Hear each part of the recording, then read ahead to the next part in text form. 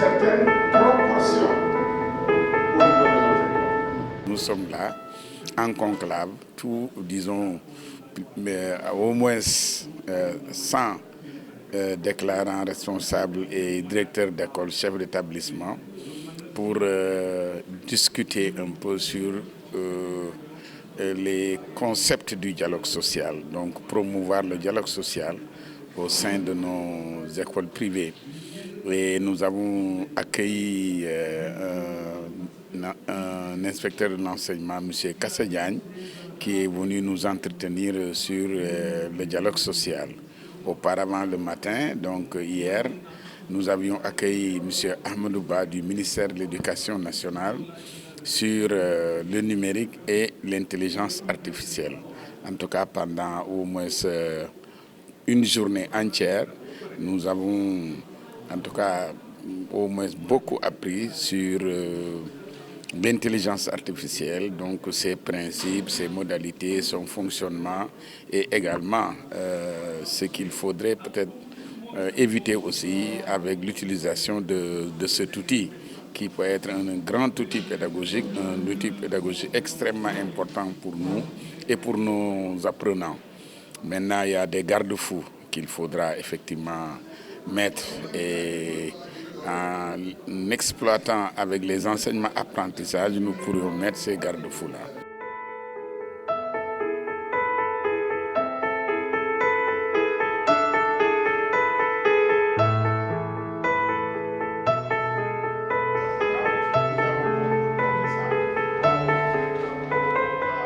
Ce matin 15, nous avons démarré le matin avec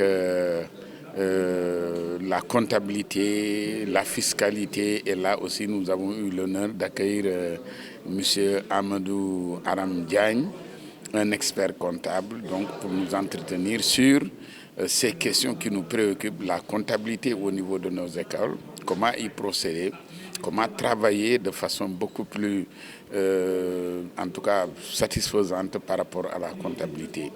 Et nous avons également, en tout cas avec ceux qui l'ont accompagné, appris également sur les questions de la fiscalité.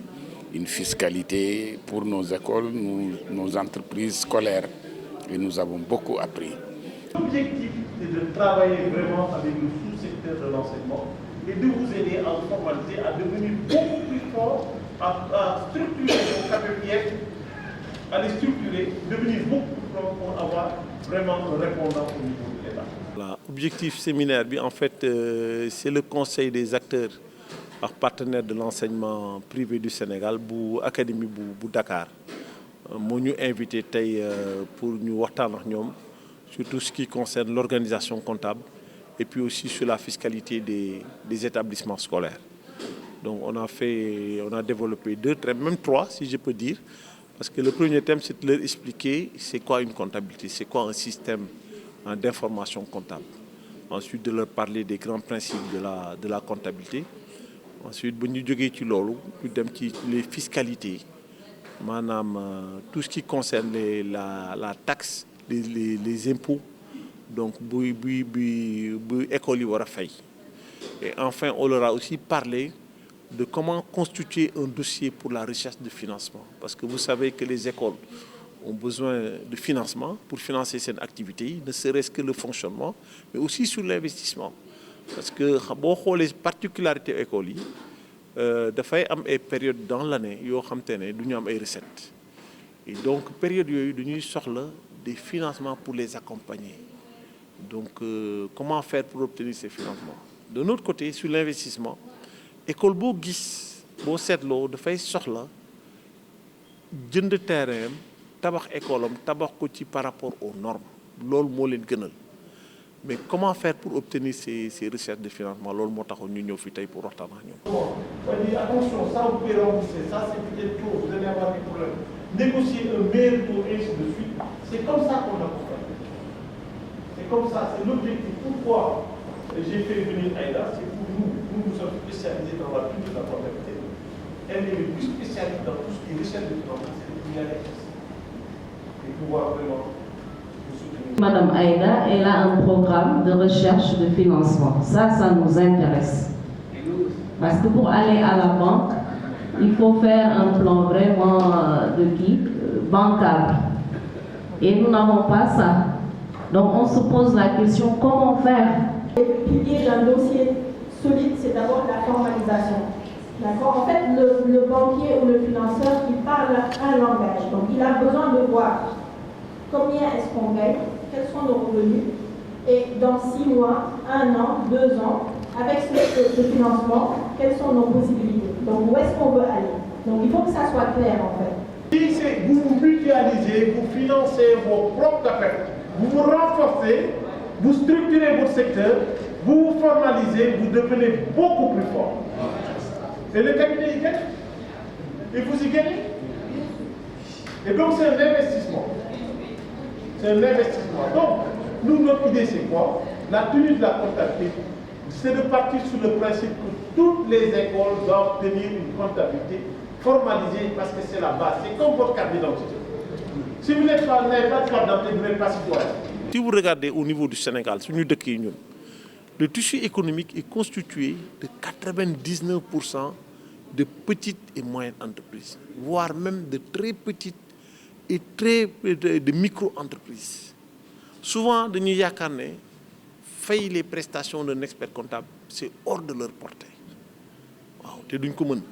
Moi, nous en tant que cabinet, nous expliquer déjà nous expliquer déjà nan nous les accompagner. Ba pare tegal leen tamit ay tarifs préférentiels yoo xam te ne vraiment ñoom dinañ ci mën a fay pour que ñu mën a bénéficier des services d'un cabinet conseil d'expertise comptable.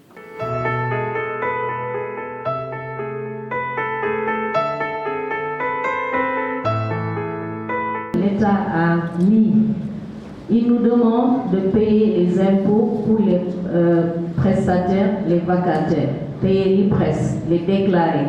Et ça, on sait que c'est trop lourd. Aujourd'hui, je me retrouve avec mes collègues déclarants responsables pour un atelier de formation sur l'intelligence artificielle, sur la fiscalité, les textes et règlements qui régissent l'enseignement privé. Donc pour moi, c'est une grande opportunité d'assister et de participer à cet atelier parce que nous en avons besoin. Nous avons beaucoup de questions sur la table et jusqu'à présent, nous n'avons pas un cadre qui peut, où on peut soumettre ces questions et les régler. Parce que le CAPEP étant placé sous la tutelle de l'autorité administrative, ne nous permet pas de régler certains problèmes. Donc c'est pour cela que j'interpelle mes collègues à pouvoir s'asseoir, faire un plaidoyer, parce que là, nous avons trop d'exigences, surtout par rapport à la fiscalité, où on doit faire face.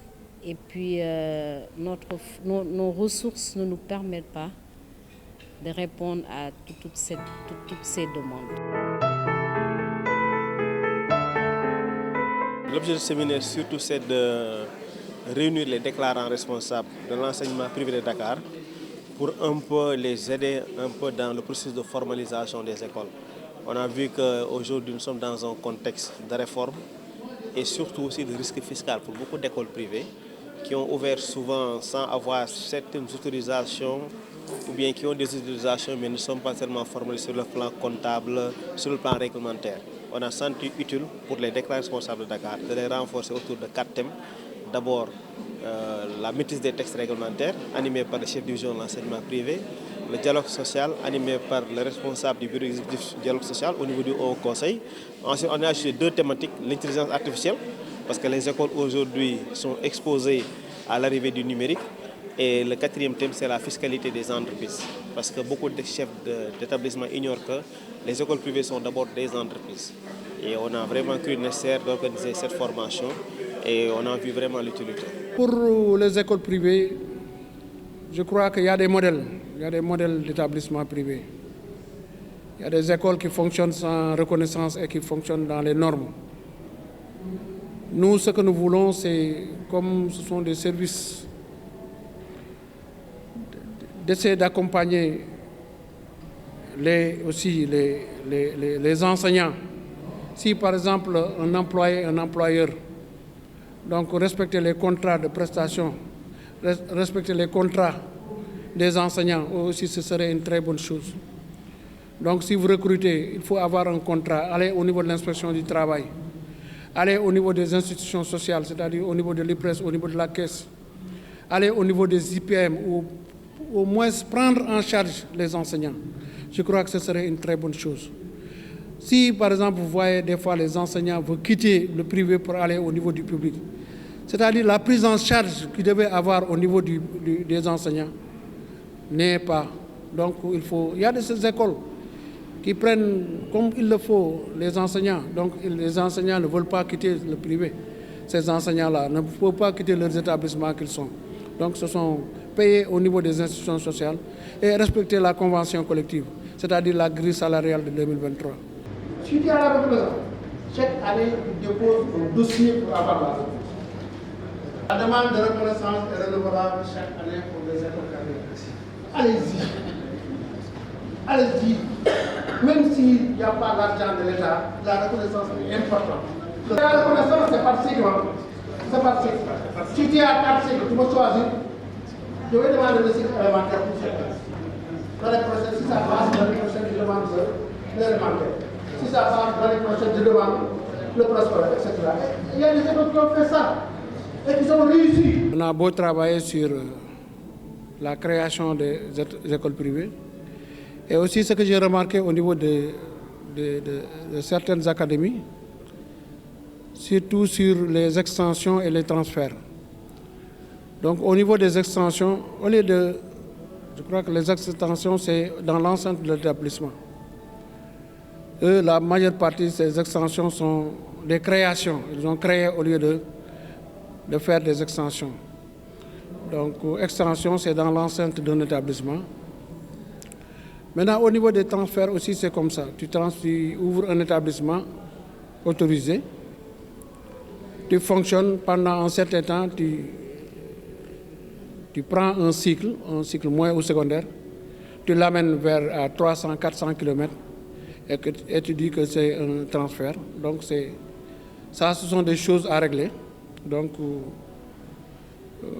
c'est pourquoi je suis là, pour parler avec les déclarants responsables, faire une communication avec les déclarants responsables sur la réalité, donc ce qui va se passer, surtout au niveau des ouvertures, au niveau des extensions, au niveau des changements de déclarants responsables et autres.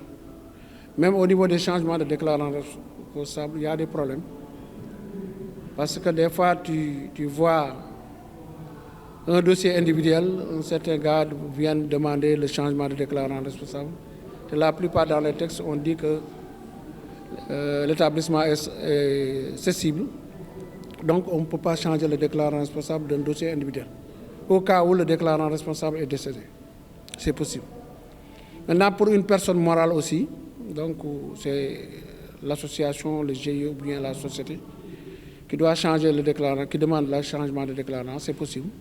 Au cas où, si le déclarant responsable demande une demande de fermeture, une demande de changement de déclarant responsable légalisé. Donc, ce sont des choses-là qu'on parlait, qu'on discutait avec les déclarants responsables. Et aussi dans le cadre de la reconnaissance des écoles. Comme il y a une subvention de l'État, l'État octroie 2 milliards et quelques aux établissements privés reconnus. Donc, chaque déclarant responsable veut avoir un cycle reconnu pour pouvoir bénéficier de cette subvention. Donc, on est là, on a discuté, on va les orienter, on va les accompagner pour qu'au moins tout ne peut pas respecter, mais respecter le minimum, les textes réglementaires.